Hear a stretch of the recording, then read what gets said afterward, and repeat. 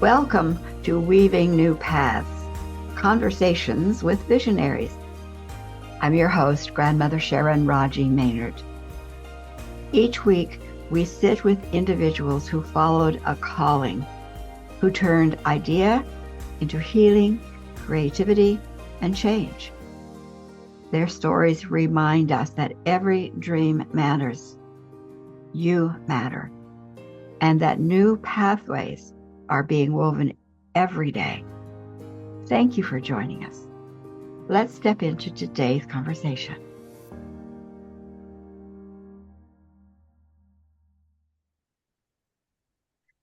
Hi, everyone. Welcome to Weaving New Paths. I'm your host, Grandmother Sharon Raji Maynard. Here we meet the dreamers and builders who have followed an inner spark and brought new possibilities into form. Their stories remind us that purpose begins as a whisper and then grows as we dare to follow it. So let's step into today's conversation with Sheyenne. And I am so glad to have you here with us, Sheyenne Kramer. And I think she represents her husband, Donald, too, because they are a team. So welcome, Sheyenne. Oh, you know what? And I just realized that I even said your name wrong, although I know you. It's Sheyenne. It is Cheyenne. Thank you. Because it's like Cheyenne and it's Cheyenne. But I know somebody else who had a kind of a different twist. But that's okay. All We sometimes good. trip on names. So welcome. I'm so glad to have you with me today. And you and Donald have done some amazing things. I don't even know where to start. But let you think about it. And what was it that sparked your desire to contribute in changing the world? And I think you've had many forms of that. So whatever you want to talk about to begin, where did that spark? My goodness. Well, although I will say that it probably started all the way back in high school. I think I'm being led to kind of focus on where it all really heavily started to be activated. And that was at the time when my husband had been running a very successful business for a number of years. He was starting to have a lot of physical pain, a lot of challenges that he just didn't want to continue. We managed to sell his business in a creative way, and it ended up crashing and burning and became a major loss for us. I mean, we lost a house, we lost a vehicle, we lost everything. And it was during that time that we kind of came face to face with a lot of the systems that are not as well intentioned as we might wish to think. We just experienced so many situations where when you go to ask for even short-term help, all of a sudden it's like the system's trying to clamp you down and stop you from moving out of the system, because we never intended to stay trapped anywhere. We knew we needed some short-term help, but that was it. And as a result of that, as we really recognized what was going on, my husband made a crazy decision. And this was back in 2012. And, we had no business getting involved in the political world, but he ran for governor of North Carolina as an independent candidate. And once again, we came face to face with systems that horrified us. Because there was so much corruption in that system, and it silenced him in every way, shape, and form, even though we had people on both sides of the aisle that were enthusiastic about the platform we were working with. So after that, that was when somebody introduced us to Buckminster Fuller. And I absolutely love one of his quotes. It basically says, "You cannot create change by fighting the existing reality. Instead, you've got to create new systems that make the old ones obsolete." So that's what we have been actively doing since 2012. I love that quote. I had almost forgotten about Buck. He was a major inspiration for so many. And Hmm. what's interesting is from your experience, it wasn't just the political system that was had corruption, ill intent, if you will, nice face, but ill intent. It was all some of the systems that we think are designed from probably were designed with intention of helping people move forward, but when you got behind the face, it wasn't doing the job. It really wasn't. It wasn't encouraging people to be able to be more, do more. I mean, I operate from a place that I believe humanity has unlimited potential. And when that potential, we could see it was just being squashed out of people. And there were so many things that just kept talking about being the victim, being the victim, being the victim. And I'm sorry, but for me, I'm much more into helping people become the victor instead of keeping them as a victim. So 2012, you realized that the system, with all the enthusiasm of individual people, grassroots, the system itself was the problem. Absolutely. Point. Absolutely. Fighting the system wasn't the answer. It wasn't the direction you went. So No. what was the first? What did you do? Okay, here's governor run. That's amazing. That's governor run. Learned, Hmm. did a shift to Mm. what? What was the next bubble up? Well, as we became more aware that we needed to do something other than try, it was like, okay, if we can't create change from inside the system, then how do we start building outside the system? And it was interesting because during this time when, we had been through so many challenges, we had gotten connected to a lot of nonprofit organizations in the area. And my husband his family came out of poverty.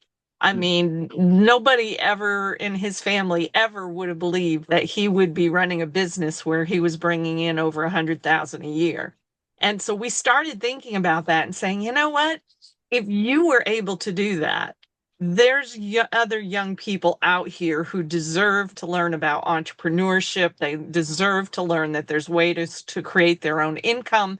And we found one of the local nonprofits we were connected to that were willing to bring a little bit of cash flow to the table so that we could do a prototype of a teen entrepreneurship program. And it was interesting because we did it in collaboration with a Boys and Girls Club location.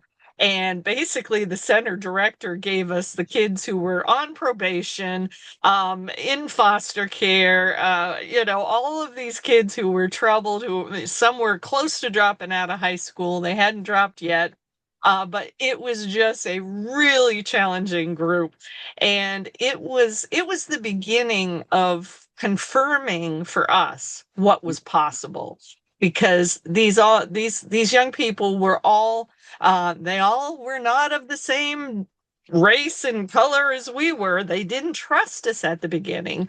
But by the end, we had gained their trust and they created their own basketball tournament, their own community cookout, and their own flea market. And they got to take home the money that they made from those.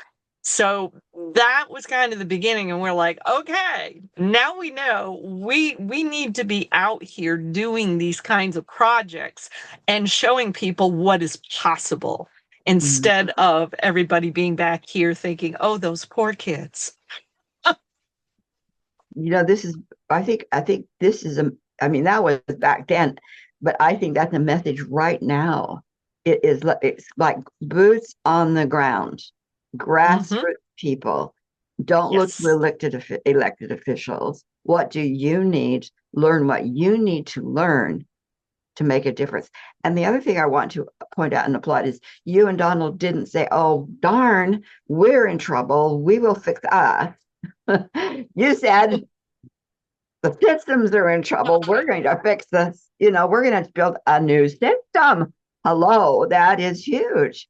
You took on the world. Yeah. But We did. so that's interesting. And so these kids had the tutoring, the experience in that project. How long did it last? How long was that prototype? It was just about 8 weeks, Oh, and wow. it was a summer program, and it was interesting because they taught us a really, really important piece of the puzzle that we were not aware of because, a lot of our young people today have been told they're ADD, ADHD, they don't sit still well. And yet everybody's trying to push them into college situations where they're not auditory learners, they're not visual learners, they are kinesthetic learners. The vast majority of those kids are kinesthetic learners. And we had been trying to play school with them as well. We had a lot of really amazing people who came in and did presentations about, how do you track whether you're making money or losing money? How do you sell to people? How do you do marketing? And they were so disruptive through all of that. And when we finally got them to talk to us, which was quite an amazing deal all in itself, they Mm, looked at us and said, because we almost walked out on them, and they came and chased us down and begged us to come back. uh-huh. And we were like, okay, but we're not coming back unless you're going to talk to us now. And we need to come to some agreements. And what they said to us was really, it was life changing for us because they said, yes, we want to learn how to be business owners. We love that idea, but we want to do business. We don't want somebody to tell us how to do it. Like, Ah, ah. uh-huh. So So that that was changed. it. It was tell them a little bit, show them, and then say, oh, Interesting. So that's why they created these projects as a model of how to create a business, and that's the yes. business they created because they took what they had heard and applied it and applied it and applied it. Mhm. Listening, Yes. very Yes. important. Yep, it is. And so many people just don't understand. And this is why we're having so many students that end up with huge amounts of students' debts, but they dropped out of the school because the same problems they were having in their high school, they just have the same problem in college. Mhm. And, this is one of the reasons why we feel encouraging more to do entrepreneurship and the trades are so important because these are things they can learn hands on. They don't have to sit and memorize tons of stuff. You basically tell them a little bit, show them, and then let them do it. And that is the best way to teach them, the best way to get them up and running. Mm. So fast forward to today, because you have not stopped. In fact, you're traveling around the country doing your work, whatever that work is in the moment that you're called to do. Right? Is that correct? It is correct. And it's interesting because I told somebody the other day that the beginning of this actually started to be built 25 years ago, 2000. So Mm, we have been building a system for 25 years. It's now called the Unity for Wellness and Peace System. That is, and it's all about creating heart-centered entrepreneurs who value helping people, perhaps even more than how much money they're getting out of a person, and then getting them to as they grow the businesses, being able to put them into problem solving teams with other small business owners, mm, so they can be involved in the community, helping the community to solve their own problems. And yes. then the final piece, which is where we are right now today, we are actually sitting in Florida on a campground that's for sale. Wow. And we have contracted with a gentleman who has helped all kinds of people be able to acquire property that they didn't think they could do. And so he has guaranteed us within 12 months or less of being able to become owners of a campground. And what we're looking to do, and this would be a beautiful campground to do it. I have no idea, but we'll let him figure out next steps. But the whole idea is that the majority of the campground, as long, we're only looking at ones that already have a really good cash flow to them. Majority of the cash of the campground would just continue to operate the way it does. But we'd be taking a smaller section of it and providing housing to some young adults who don't have a life or career path and be able to house them for 6 to 24 months, depending on lots of things, be able to help with their healing because we're very interested in helping, kind of like the first group we worked with, there was so much trauma in those kids' lives, so to be able to provide a variety of healing, wellness, mental wellness services, especially to help with healing from the trauma and the anxiety and the stress and so much of what is all built into our young people today. And what we intend to do with our first campground, you heard that right? First campground. First, I just, and it doesn't surprise me. Is to have an apprenticeship program here where they learn how to become RV repair technicians. Okay. Okay. So they will have a trade skill that is very much in demand. We've had the opportunity to find that out recently. And at the same time teaching them entrepreneurial skills where if they want to have their own independent repair business, I mean, just to give you an idea, a mobile RV repair person gets about $300 just to show up for an hour of time. Wow. Wow. So, yeah, and there's definitely a lot of demand for them. There's definitely a shortage, just like in all the other trades. So that's the plan. Isn't that amazing? Going from running for governor, well, having a business that was unheard of that he'd even be able to build that, which I'm sure he didn't build that alone either. But having a business, losing everything and not crashing out totally, learning in systems that we help but don't help, going for governor, systems again all over that need to be walked away from, really. It's like being in a dysfunctional relationship. You have to, Yes. at some point, realize the relationship is the problem and it's not about Mhm. fixing it, but it's about distancing and seeing a new vision, seeing the new dream. I Yes, love what absolutely. you're about. And what better time than now? Because how many, especially young people, are losing because I think they are seeing earlier the corruption, the inequities, the problems, and they don't know that because they haven't had the life experience yet to say, then get stronger, put your foot on the ground, and let Mhm. build something that is new. Perfect Yes. timing for that. Yes, it really is. So we're excited. We're enthusiastic. I feel certain we've got the right person helping us. And this is going to start to happen because we've been on the road almost 7 years already. Oh my God. And we have been, and we kept looking for a partner because after going through a major financial crash and basically crawling out of the hole, we still don't have beautiful, amazing credit. So we were certain that to do this, we had to find somebody who already had a property that we could partner with. And it was just the craziest thing because everybody that we tried to work with just blew up in our face in more than one way. And it was really just a couple of months ago that I was on Facebook and I saw this free class being held on how to buy your own RV park. And I'm like, What? hmm, Right down my alley. 20 years And waiting. it was Oh, crazy because she did it with no money out of pocket.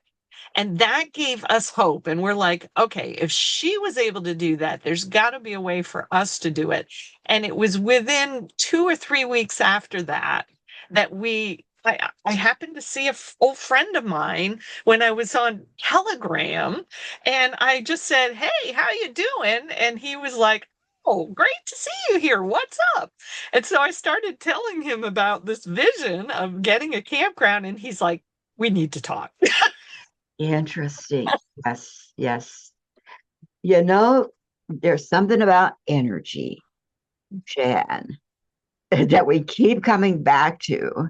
We might give it all kinds of names, but it really is core to your own personal presence, your energy, whether you call it your soul or your heart or whatever you give it. That is what you've tended. That's what we tend. And that's what then moves right time, right place, right people, you know? In It's my true, but the other thing I love about what you're but what you're aware of is that these young people, no matter what their condition, no matter what they came, where they are coming from, come with their own inner stories. And those inner stories might be theirs, and it might be inherited, it might be personal experience, it might be assumed. It doesn't matter. We all have them. And for you to Mhm. be able then to have them working on a positive and short circuiting the time it would normally take for them to get that inner self presence aligned to the what you're offering them into the world. Perfect match. I really applaud that part of what you're seeing too. So yeah, yeah.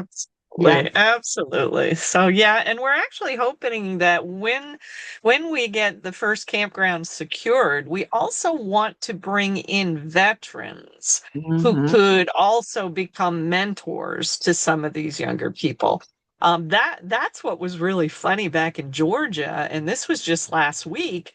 We ended up with one of the slides on our RV stopped working, and that is not a good thing. And so we found this local mobile RV technician company, and it was veteran owned. And there was two young men who came and worked on this and got it all taken care of with no problem. And one of them was wearing a sweatshirt that talked about recovery. And I said, I like your shirt. Is there a story? He's like, Yep, I'm 2 years into recovery from being a drug addict. I'm like, God Mm-hmm. bless you, and congratulations. He said, I can't tell you how much I love this work. And he said, and I'm staying on this path. And so we told him about our vision. He's like, okay, you need mentors, you call me.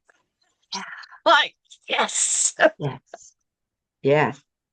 Yes, because it's not just our teens that are troubled. It's true. It's true. Absolutely. So, it's just amazing. And, the thing that is really so important in where we are right here today is we were so sure the story we were telling ourselves, we were so sure that we had to find somebody who already owned property to work with. Mhm. And we just hit the wall so many times. And it wasn't until a news story started to form that all of a sudden things started to click. So that's a really important thing for people to hear, I think, because so often we get caught in our own stories and they stop us from doing what it is the universe is asking us to do. Mhm. That's true. That's what I was just going to ask you. What would you say to those who have those dreams and also that very small or loud voice on the shoulder that says, "Oh, that's just Pollyanna. Oh, you'll never." What keeps the spark alive? I mean, I would assume that between you and Donald, there's a spark that you can keep each other with, but some are out alone. They might have friends, but they don't have that same kind of relationship partnership. What would you say? Keeping the spark alive. It's been a lot of years. It has, and trust me, we were not always on the same page. Oh, a relationship. Okay, got that. So there was times where I had to keep moving forward, even though I'm going, okay, God, I don't want to lose him, but right now we are on separate paths. Mhm. And it really, and that was quite a few years ago.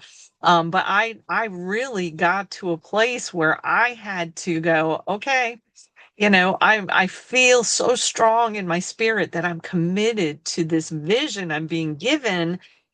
I don't want to lose him, but if he's got to go, I'm here. And it was just so weird because after that, making that commitment and just saying, I'm here, I see it, I know I have to be involved with this. We had quite an interesting discussion shortly after that. And Mhm. I just was like, if you can't hang with me, I totally understand. Yeah. And he was like, oh no, oh no, no, no, I'm staying.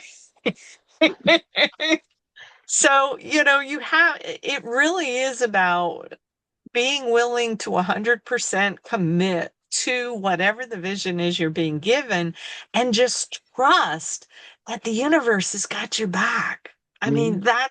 that is it. I mean, from the very first day that we left Raleigh, North Carolina with this RV, I was scared silly because we didn't have much money in the bank. We weren't even sure where we were going. It was just, okay, we had stop number 1 figured out.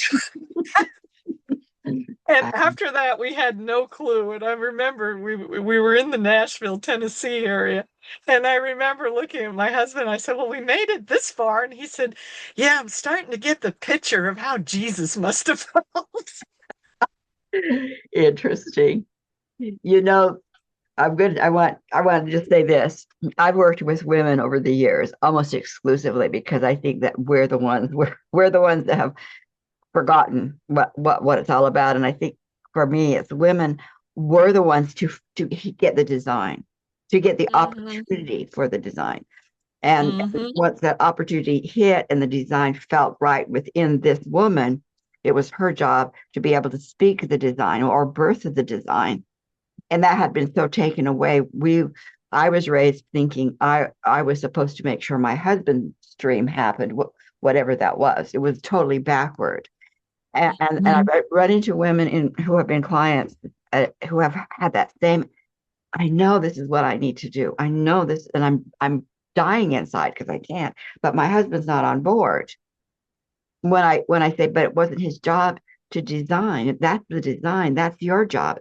Have you committed to your design and said to him, "This is the design I'm going to live in, and I'd love you there with me if you want to be there," kind of thing. And Yeah. and Yeah. she and I've had women who were ready to leave their husband, kick their sons away. I mean, every male out of my life, and they'd get clear about them being the designer, what is heart for them as a design, sharing it then, because I see that the men have often been looking for the design they would like to support rather than the man that they have to support. And things shift around. So yeah, I that's really, really important. How can our listeners learn more, be involved with you, follow your track? What have you got going in that regard? Well, we have a web page that is for unityforwellnessandpeace.com. And that web page actually, at this time, if people will go and just sign up to be in that newsletter list, they can download a free copy of the ebook version of our book, Skip the Politics and Create Heaven on Earth. I love it. So people can get that there. They also can join my Facebook group, which is called Unity for Wellness and Peace Network. We've got about 2,500 members there. And if anybody would like to be interviewed there, I do that with people all the time. In fact, I think I've been bugging you that Yeah. Yeah. I want to interview you there.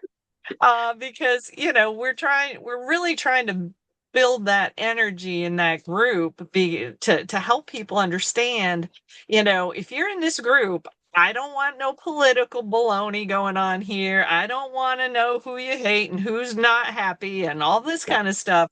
I want to know what you're doing to change the world and that you're willing to work with other people regardless of their belief systems to get it done. And so, I've done about 100 interviews in that group now. So Wow. there's a good number of folks that I've really gotten to be enthusiastic about. So anybody can join that group. And then beyond that, we're also planning in February 21st, we're planning on doing a virtual event we're calling it Fresh Starts at Any Age. And Oh, so I we're love that.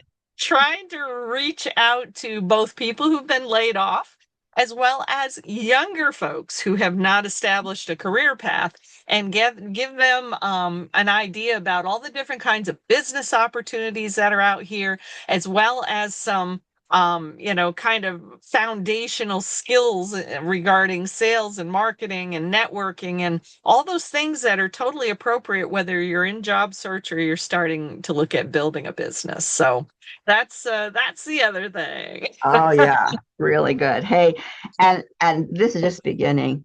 I work in energy, and I have seen like codes for building the new world, like Phoenix Rising. Mm. Codes began to make themselves known to me in 2018. And just within the last less than a year, they're going like, okay, time. Okay, time. So this is good. I'm excited to see how much this just blossoms because I know it's time. Hey, Shay, It's time. so glad to have a chance to sit and chat with you and catch up. And I love what you're doing. I'm totally in support of it. And listeners, here we are, ready to close. So thank you for joining us on Weaving New Paths. And Thank you. yeah, to our listeners, may today's conversation spark something true and alive within you. So be sure to explore our guests' beautiful work. Let your own passions rise to meet the world that needs them. And may Cheyenne's word lift, encourage you through the days that seem so dark, but it's only the veil that we're moving through. Hey, blessings, my friend. Same to you. Okay. And we'll keep building together. I know that.